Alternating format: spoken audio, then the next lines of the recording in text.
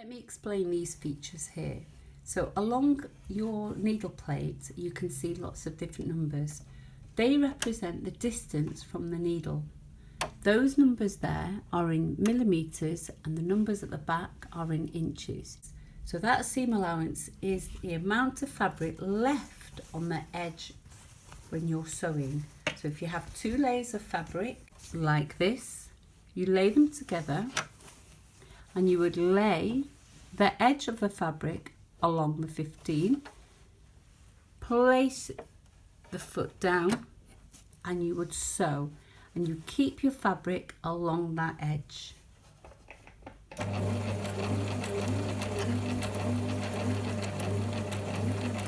Like that. Make sure the hook's back to the top up when you finish. Then lift your presser foot up to release the fabric.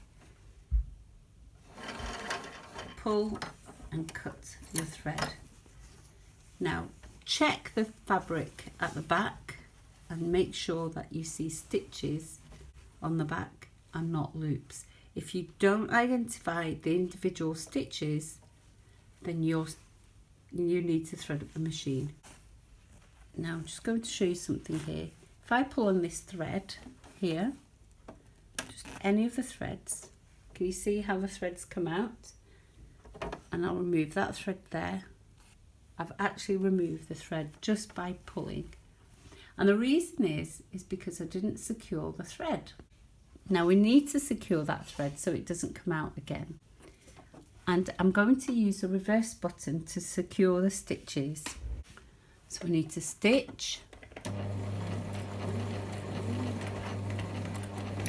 And I stitched 5 stitches. I don't need to do any more than that. 3 would have been fine. Press the reverse. And the fabric goes the other way round in the opposite direction. So I've got back to the start of the fabric again, and I can follow that 15 and make sure I have a seam allowance of 1.5 centimeters all the way along the fabric.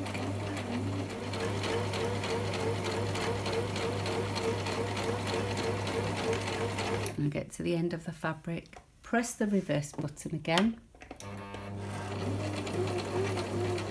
Do 5 stitches back and 5 stitches forward.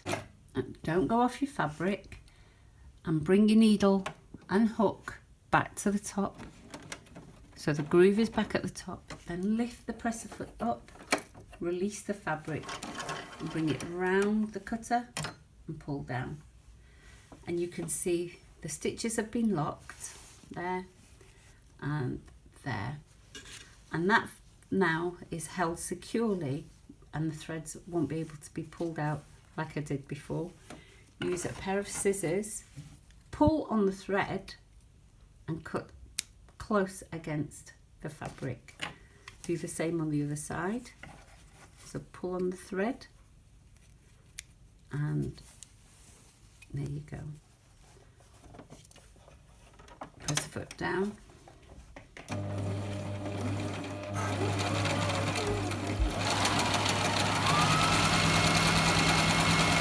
This time I'm not using this on the guide, I'm using the edge of the foot along the edge of the pattern fabric, which is 10 millimeters, that's 1 centimeter, and it will give me a 1 centimeter seam allowance.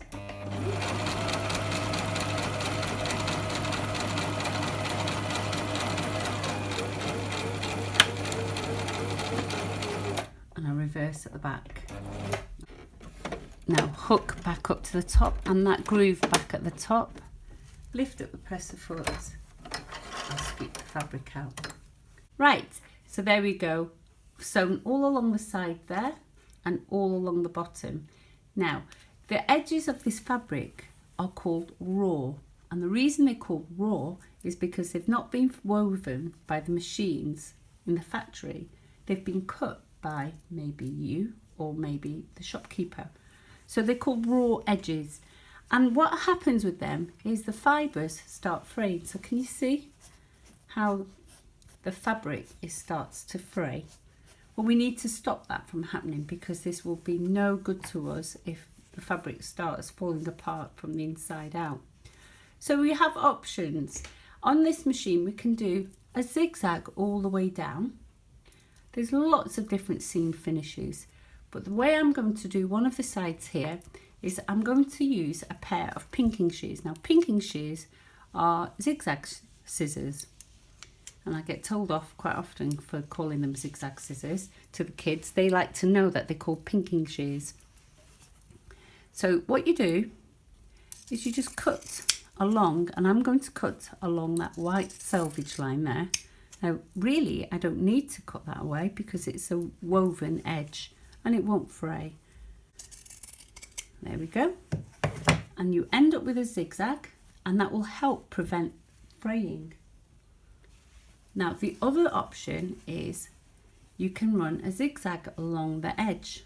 So on the machine, stitch 13 is a really good stitch to use. It's called a tricot stitch or a 3-step zigzag. What I'll do is I'm going to lay the fabric on the edge there.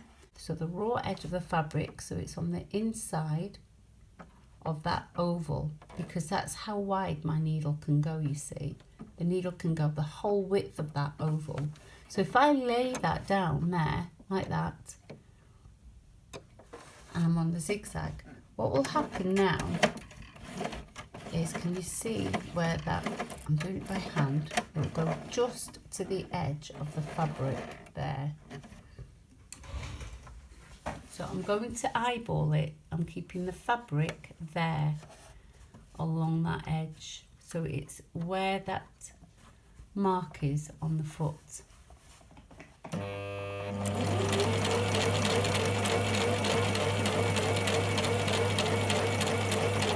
I should have said you can leave it as it is, or you can do a lock stitch. There we go.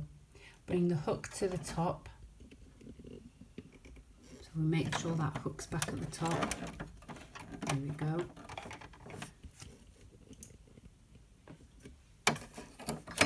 Remove the fabric and cut that away. And there you go. So we've got a nice zigzag along the edge of the fabric. It's only because I've been playing about with it and pulling at it that the raw edges are now frayed. So you can trim those if you want to. And there's the zigzag pinking shears. Right, for the next part of this project, I want you to roll this over once, just a little bit. And I'm going to fold it over one more time, like that.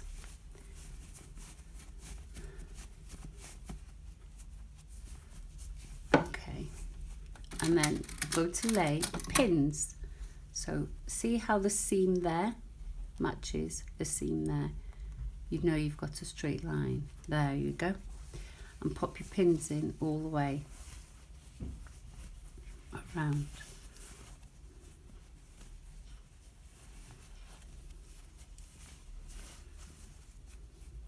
To check it's the same.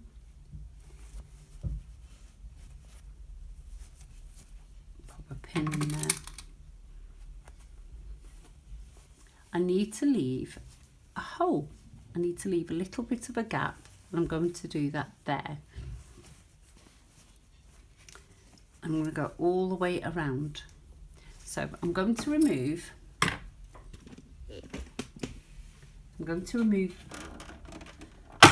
that extension arm from the machine, and that gives me the free arm. So now this is called the free arm, and what that allows me to do is place my bag in that area there.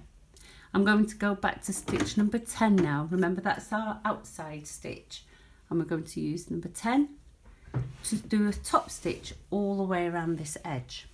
I'm going to bring you in closer so you can see where to sit your needle.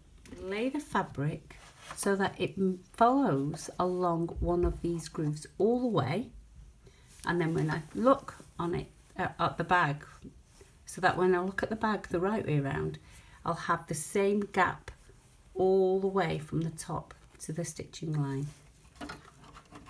So let's make sure the threads are underneath the foot and push to the back. place that in. I'm going to leave my gap just after the seam. So I'm going to start there. I'm going to follow the groove. I'm going to lay that down there. And it's going to follow this groove here. I'm going to lock the stitches. 3 stitches. And then we're going to stay with that edge along that groove.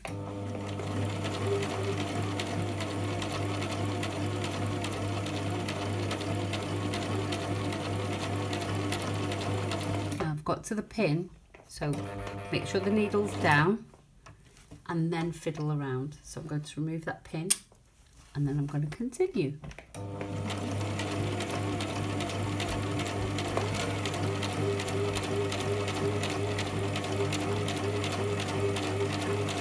Next pin.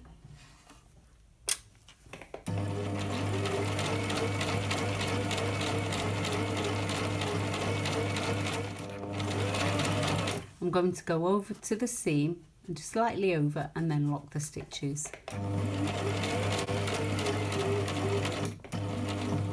So over the seam.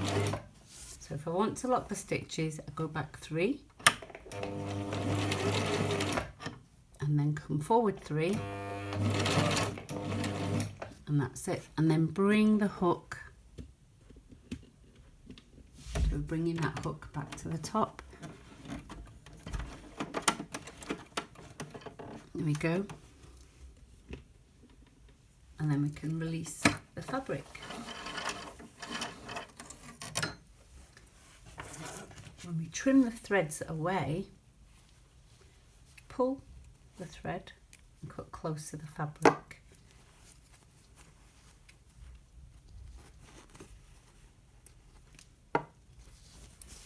Like that.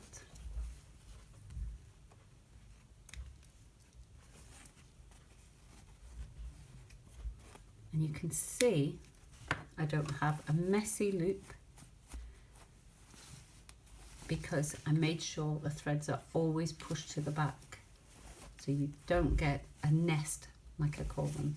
And you can see where that gap is for my ribbon.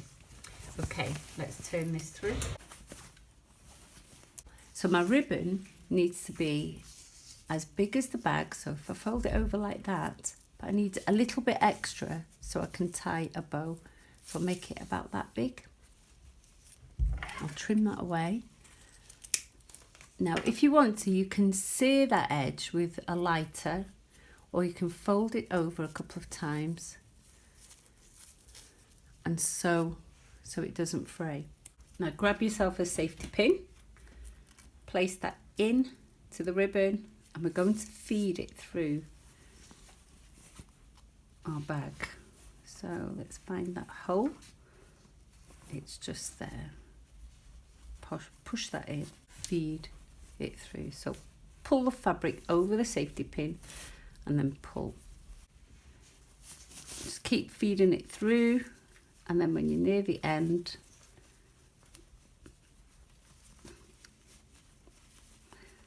now it gets a bit tricky sometimes because you've got lots of fabric there, so you just need to fiddle through until you get there. And there we go. Now I've got thread there as well. Whoops. And then just keep pulling. Remove that safety pin. And if I bring them together and tie a knot right in the end. There we go. I can straighten this out.